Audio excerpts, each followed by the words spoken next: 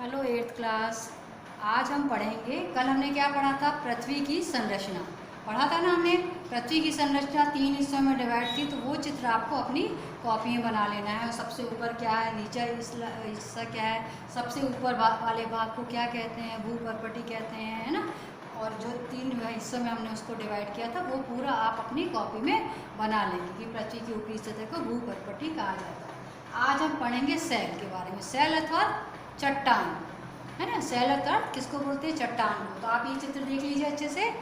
ये हमने चट्टान का ये जो चित्र बना है, इसमें देखिए लावा प्रवाह होता है बाय आग्नेय चट्टान, फिर ज्वालामुखी शंकु, ग्रेनाइट चट्टान और बेसाल्ट चट्टान। आज हम इसके बारे में पढ़ेंगे। तो धरातल की जो रचना करते हैं जो पदार्थ, धरातल मतलब पृथ्वी की सतह, सतह की जो रचना करते हैं पदार्थ, वो क्या कहलाते हैं?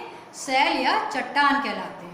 तो धरातल की रचना करने वाले सभी पदार्थ सेल कहलाते हैं। अर्थात जिन पदार्थों से भूपृष्ठ मतलब भूमि के पृष्ठ का, भूपृष्ठ का निर्माण हुआ है, उनको हम क्या बोलते हैं? सेल या चट्टान कहते हैं। तो जैसे आपसे कोई पूछे कि सेल या चट्टान किसे कहते हैं, तो आप क्या बोलेंगे? धरातल की रचना करने वाले सभी पदार्थ सेल कहलाते हैं, जो धरातल की रचना करते हैं। और जिन पदार्थों से उसकी भू का पृष्ठ का, भू मतलब पृथ्वी, पृथ्वी के पृष्ठ का निर्माण हुआ है, उन्हें क्या बोलते हैं? सेल या चट्टान कहते हैं। अब इसमें क्या होता है? ग्रेनाइट की तरह ही ये क्या होते हैं? कठोर। और ग्रेनाइट मतलब ग्रेनाइट क्या होता है? कठोर होता है। ग्रेनाइट की तरह कठोर और मिट्टी की तरह क्या होती है? मुलायम। इसमें सभी तत्व सम्मिलित होते हैं। जो पृथ्वी की जो ऊपरी सतह होती है ना, उसमें ग्रेनाइट की तरह मजबूत, कठोर और मिट्टी की तरह जो मुलायम है, सभी तरह के वो तत्व जो होते हैं वो सम्मिलित होते हैं।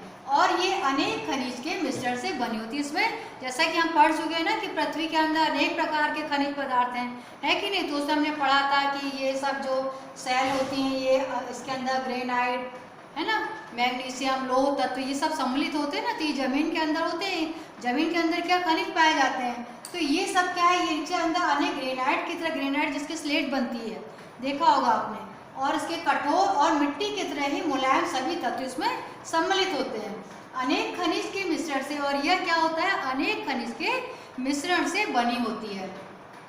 और ये सेल, अब निर्माण, इसका निर्माण जैसे होता है, तो निर्माण के आधार पर हम सेल को कितने भाग में बांटते हैं? 3 भाग में बांटते हैं। कौन कौन से? आग्नेय सेल, अवसादी सेल और कायांतरित सेल। जैसा कि आप चित्र में देखिए, ये हमने कौन सा चित्र बनाया है आपको? आग्नेय सेल का। कौन सा हमने आपको चित्र बनाया है?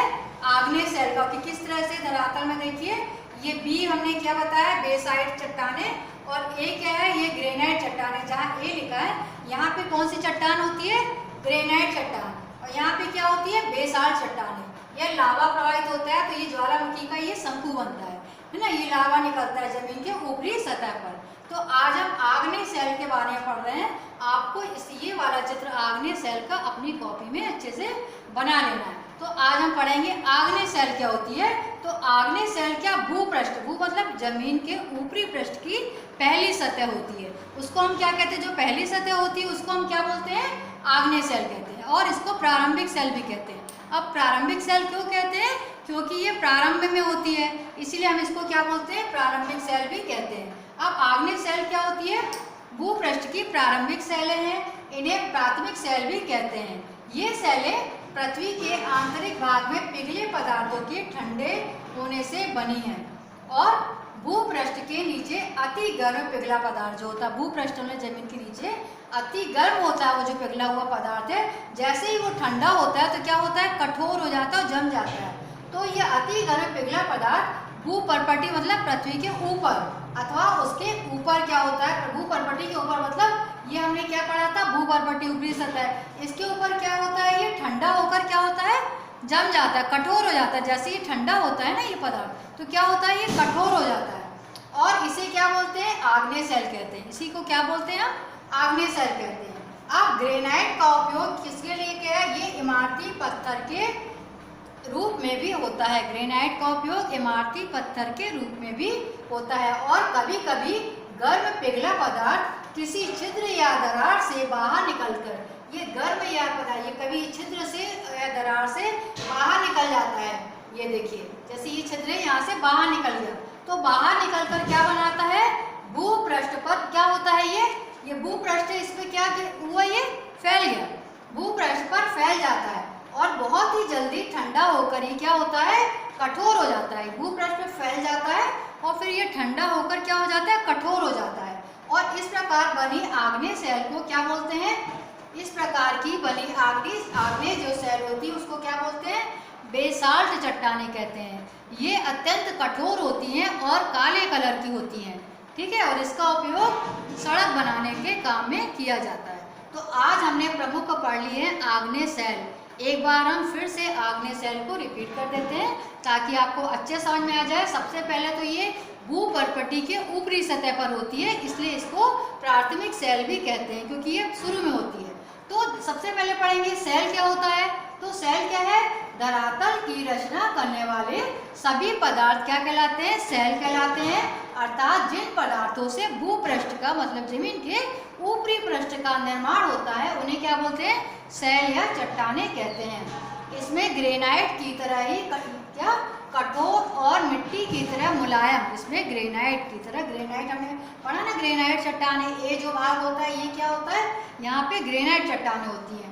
तो इसमें क्या है, ग्रेनाइट की तरह कठोर और मिट्टी की तरह मुलायम जो सभी तत्व है वो सम्मिलित होते हैं। और हमने बताया है कि पृथ्वी के अंदर अनेक खनिज पदार्थ होते हैं, तो ये खनिज के मिश्रण से बनी हुई होती है। और निर्माण के आधार पर शैल को कितने भागों में बांटते हैं, 3 भागों में बांटते हैं।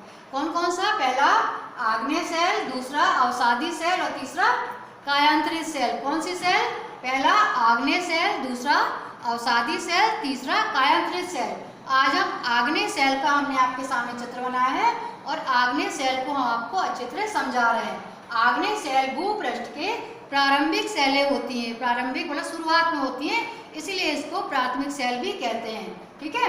और ये शैलें पृथ्वी के आंतरिक भाग में पिघले पदार्थों के ठंडे होने से क्या बनती है, से बनी हुई होती है। आंतरिक भाग जब पिघलता है ना उसके से ये बनती है। क्यों पिघलता है, क्योंकि जो पृथ्वी की आंतरिक सतह है वो क्या है, बहुत गर्म होती है और भूपृष्ठ के नीचे अति गर्म पिघला पदार्थ भूपर्पटी में अथवा उसके ऊपर ठंडा होकर ये क्या हो जाता है, कठोर हो जाता है।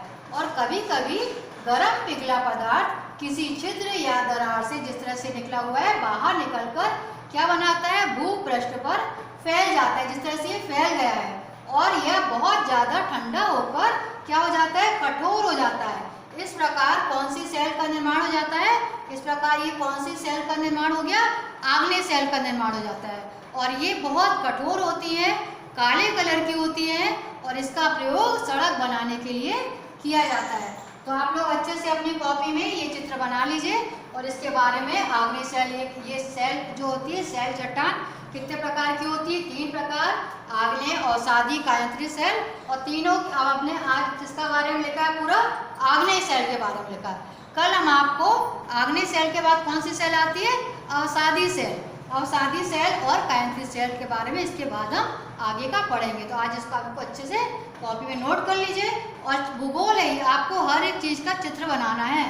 आप इसका चित्र बनाइए और नीचे लिखिए, ए दर्शाइए ये क्या है, ग्रेनाइट चट्टानें, और ये बी क्या है, बी ऊपर ये हिस्से में क्या है, ये बेसाल्ट चट्टानें है ना। ये देखिए ऊपर से लावा के बाद ये निकलते हैं ग्रेनाइट और ये यहाँ कठोर जम जाते हैं, ये काले कलर के होते हैं, ठीक है। और इसका उपयोग क्या होता है, सड़क बनाने में किया जाता है। तो आज के लिए इतना ही। इसके बाद हम आगे का अवसादी सेल का नेक्स्ट पीरियड में अवसादी सेल क्या होती है हम इसके बारे में आपको अच्छे से समझाएंगे। तो चित्र बना लीजिए और नोट कर लीजिए बच्चों।